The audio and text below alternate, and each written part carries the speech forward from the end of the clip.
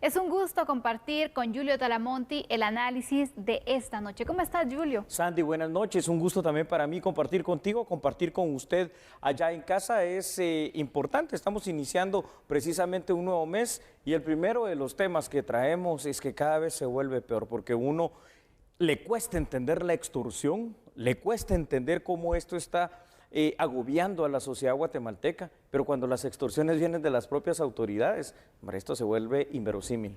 Totalmente. ¿Y por qué iniciamos con esta información? Bueno, porque es nuestro primer tema que tenemos. Hoy se capturó a un funcionario. Le va a sorprender la manera en la que estaba extorsionando a una familia de un privado de libertad. Iniciamos entonces con este análisis.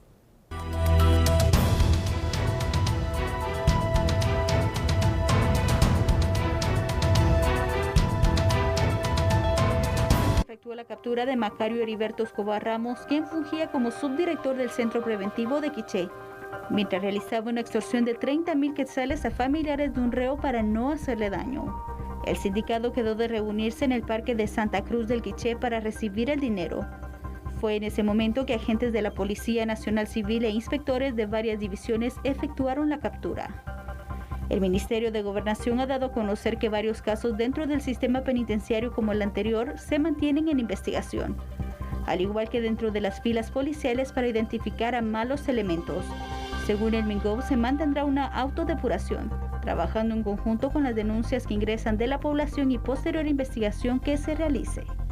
Bueno, es que yo ya no sé, ¿verdad? Ya no sé qué es lo que falta, Sandy, para que entendamos que hemos llegado ya a quizá la parte más baja, más terrible, más cruenta de la realidad en cuanto a que el sistema penitenciario está cada vez peor, porque uno ya no puede entender, te lo decía hace unos breves instantes, que sean los privados de libertad que tengan el control de las cárceles. Ya no puede entender que desde ahí salgan órdenes de sicariato, de asesinato, de extorsión y todo. Pero ¿cómo poder explicar, analizar y entender que sean las propias autoridades, en este caso el subdirector encargado de la cárcel del Quiché, que pide la denominada talacha para que no se le haga daño a un privado de libertad y cuando la va a recibir es aprehendido? Yo creo que si no queremos hacer caso de que urge esa revisión y ese cambio de lo que hoy llamamos sistema penitenciario, hombre, es que nunca vamos a mejorar nunca en el tema de seguridad.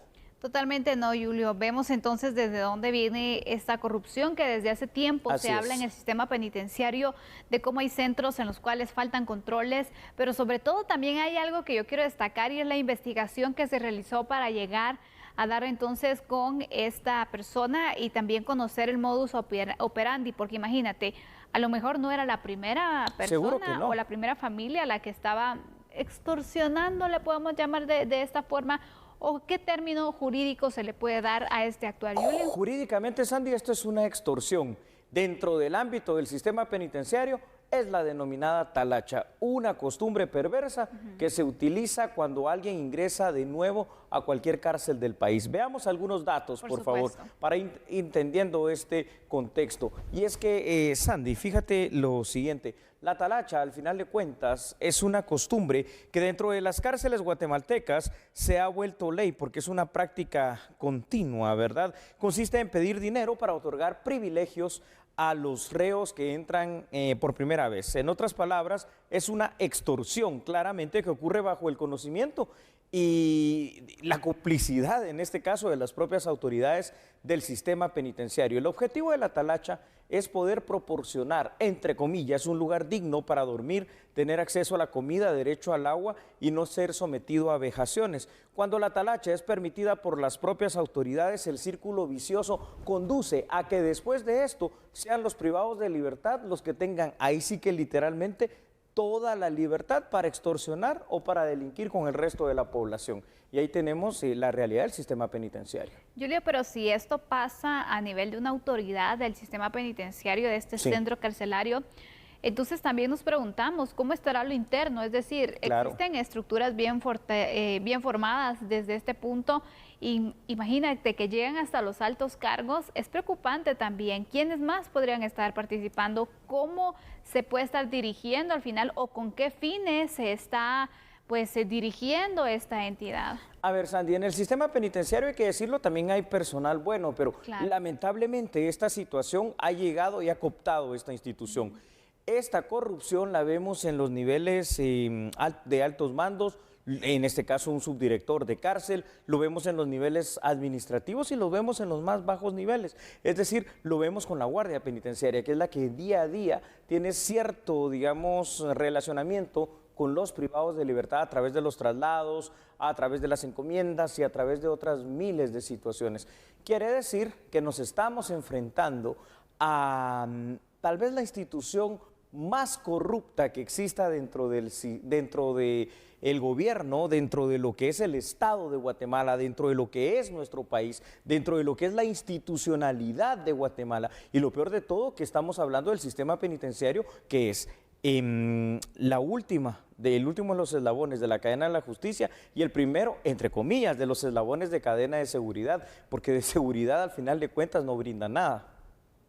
Por lo visto, entonces, al final es preocupante en las personas que están privadas de libertad en estos centros. Sí, donde totalmente. el hecho solo de enfrentar también un proceso es una situación complicada. El hecho de la convivencia, el hecho de que también los familiares tengan que buscar la manera de buscar el dinero, imagínate, si no lo tienen, ¿qué otra vez va a quedar? No es justificación, pero una de las tentaciones va a ser delinquir. Correcto. Y entonces se están fomentando también Seguro. que estos círculos de violencia, de delincuencia, continúen y al final estas familias o esta persona no pueda salirse del crimen porque va a necesitar entonces el dinero para pagar la famosa talacha. Entonces, es toda una estructura, Julio, que sin duda alguna te diría, ojalá que no quede solo con esta captura, sino que las investigaciones vayan más allá. Continúen.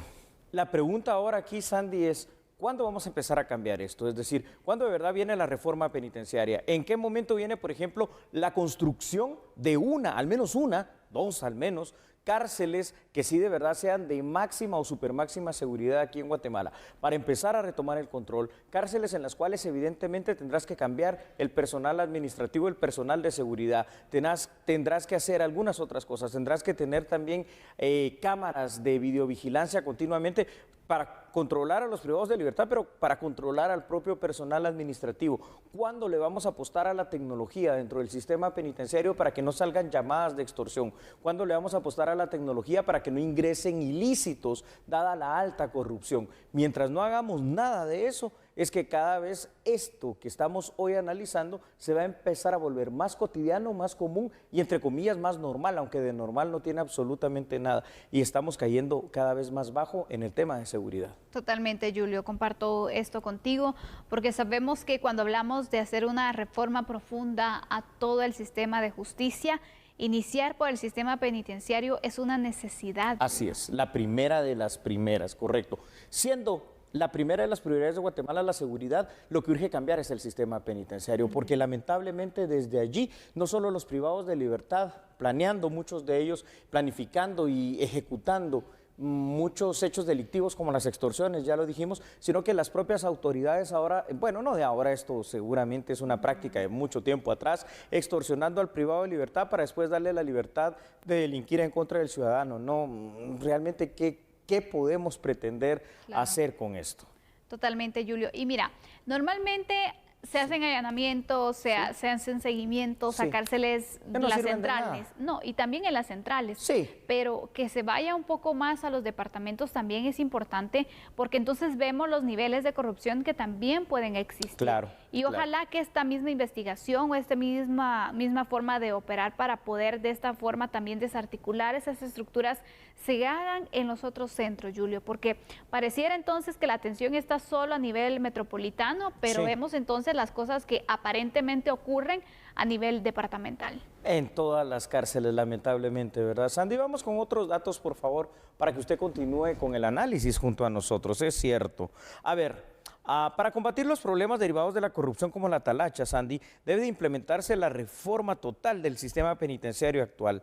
Cada director y subdirector de centro debería de pasar por la prueba de polígrafo permanentemente. También se debería implementar vigilancia a través de cámaras. El combate a la corrupción en el sistema penitenciario pasa por la persecución penal hacia las autoridades, los guardias, los trabajadores administrativos que se han prestado a esa corrupción, que se han prestado a delinquir. Acciones como la denuncia ciudadana, como fue lo que pasó en este caso por parte de la familia de quien estaba siendo extorsionado como privado de libertad, y la dignificación del personal penitenciario, no solo en el salario, sino que en las condiciones de trabajo son absolutamente necesarias. Pero aquí volvemos a lo que decía hace unos minutos atrás, es que no vemos que empiece con al menos una de estas acciones, mucho menos pensar, ¿verdad? Ya el tema de una rehabilitación para una reinserción social, de programas que sean sostenidos y sostenibles en el tiempo.